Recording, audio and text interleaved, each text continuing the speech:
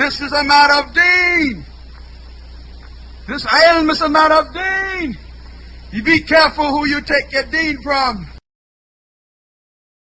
Now Khadija bint Khuwaylid radiyallahu anha, she is amazing. And Khadija bint Khuwaylid radiyallahu anha, anybody who reads her life will be astonished. And Khadija bint Khuwaylid radiyallahu anha, they will find a believing woman. They will find a trusting wife. They will find a supporting wife. They will find many amazing and beautiful things contained in the behavior of this woman, for which Allah Ta'ala promised her on the tongue of the Prophet sallallahu alaihi wasallam a palace in the Jannah, a palace in the paradise. Khadija bint Khuwaylid radiyallahu anha, her life must be studied. Khadija bint Khuwaylid radiyallahu anha, she must be a ibrah, a lesson and a qudwa, an example for every Muslim girl and every Muslim woman.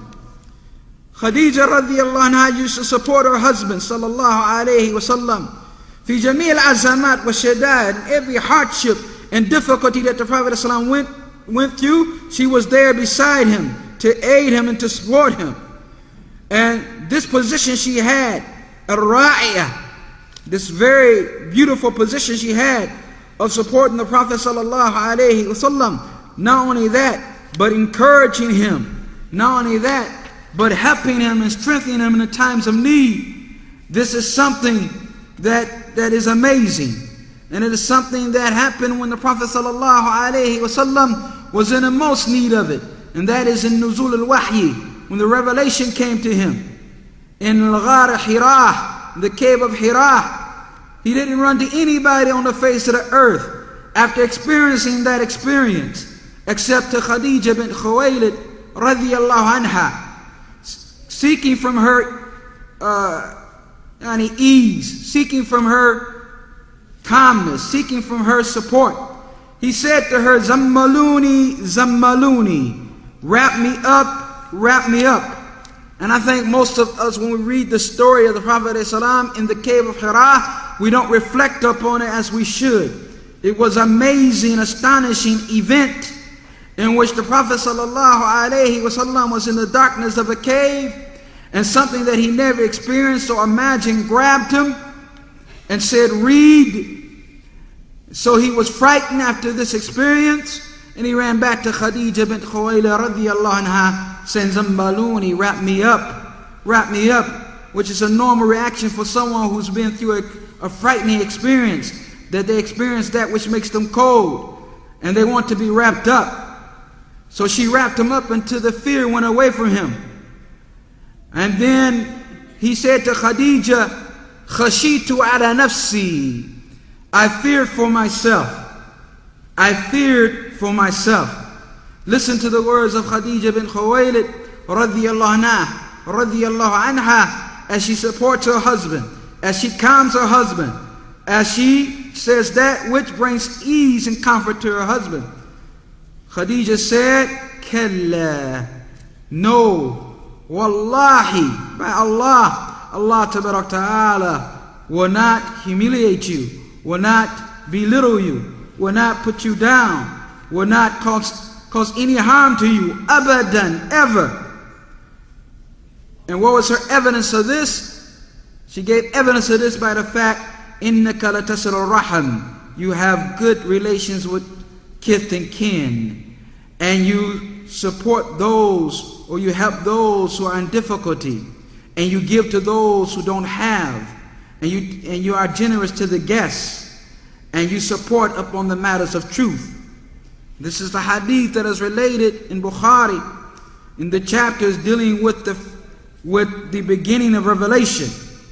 This is Khadija bint Khuwaylid radiyallahu anha, believing in her husband at a time when no one else believed, supporting her husband at a time when he is in his most difficult circumstance and situation. And this is why we say that they had wafa. Al-wafa is loyalty and fulfillment of commitment in whatever position that a person may be in. Wafa of a sister, wafa of an aunt, wafa of a mother, wafa of a grandmother, that they fulfill that position and they have that loyalty, and they do that which they are supposed to fulfill or correct.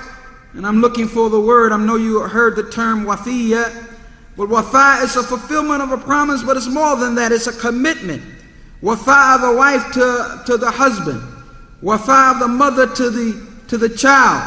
This is a characteristic that must be inculcated. This is a characteristic that we have left out of our lives. This is a characteristic that we must bring back and revive. This wafa, this seriousness and fulfillment and loyalty to those matters that Allah Ta'ala has placed upon our shoulders. After Islam, the virtues of Khadija bin Khuwaylid radiyallahu anha, if this was her virtue and this was her way before Islam, what about after Islam? And she was a blessing of Allah Ta'ala. A blessing of Allah Ta'ala. She stayed with the Prophet sallallahu alaihi wasallam for 24 years, as some narrations relate. And she was supporting the Prophet ﷺ in the most difficult of times. And she was supporting the Prophet ﷺ fi iblagh risala, and sending and giving the message. She was supporting the Prophet ﷺ in upon the battlefield. And she was giving her wealth, for she was wealthy, as we said, a lady merchant. And she was giving her wealth to support the cause. She was not stingy in this regard, but she gave it for the sake of Allah Ta'ala. Sake of Allah Ta'ala.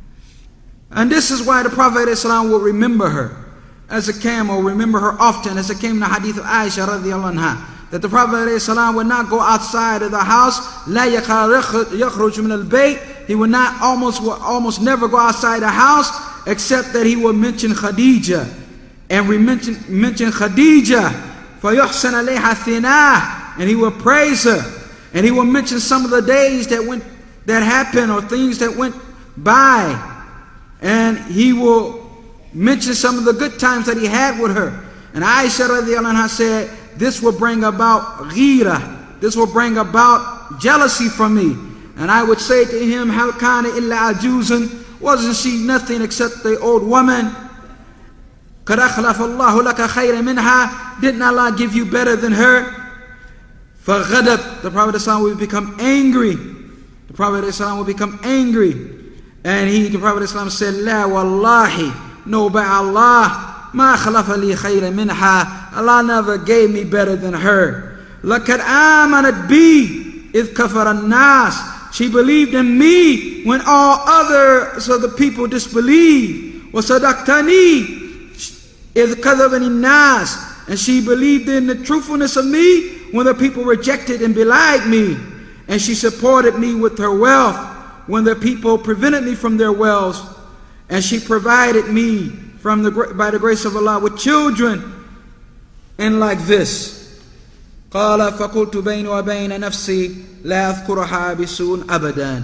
Aisha would say, after I heard this from the mouth of the Prophet sallallahu alaihi wasallam, I would say within myself, she said, بيني وبين نفسي, between me and myself, she would take it secretly to herself, لا أذكرها بسوء أبدا, I will never mention her in an evil way again. I will never mention her in an evil way again. وفي صحيح أبي هريرة رضي الله عنه قال, that Jibril, the Prophet ﷺ relates in the Sahih, that Jibril, the angel Jibril, and when we talk about our angels, sisters, we're not talking about some light creatures. As one narration says, for an angel, from his earlobe to his shoulders is 70 years of a bird traveling. We're talking about a massive form of creatures created out of light. And we're talking about those who obey Allah Ta'ala and never disobey Him, and do everything that Allah Ta'ala has ordered. Here's Jibril, one of the greatest of angels, coming. And what does he say? Ya Rasulullah, O Messenger of Allah, Hadi Khadija, this is Khadija. Kar'atan ma'a ina'an fihi adam. She has come with a container containing some soup, or some ta'am, or some food, or some sharab, or some drink. فَإِذَا هِيَ أَتَتْكَ, when she comes to you, then say to her salam from who?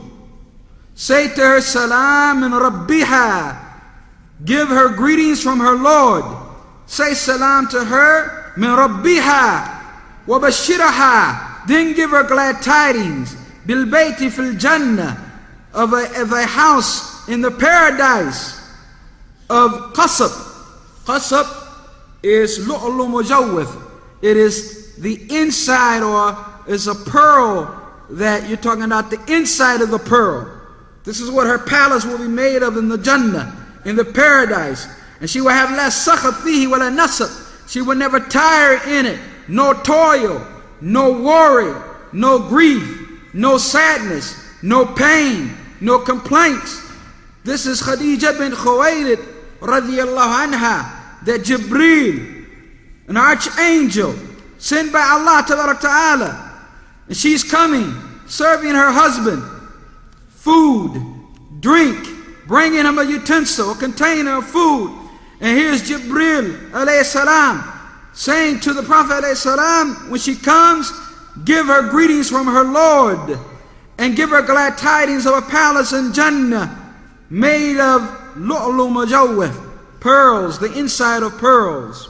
And know that she will have no toil in there, no grief in that place of Jannah, no pain, no agony, no sadness whatsoever.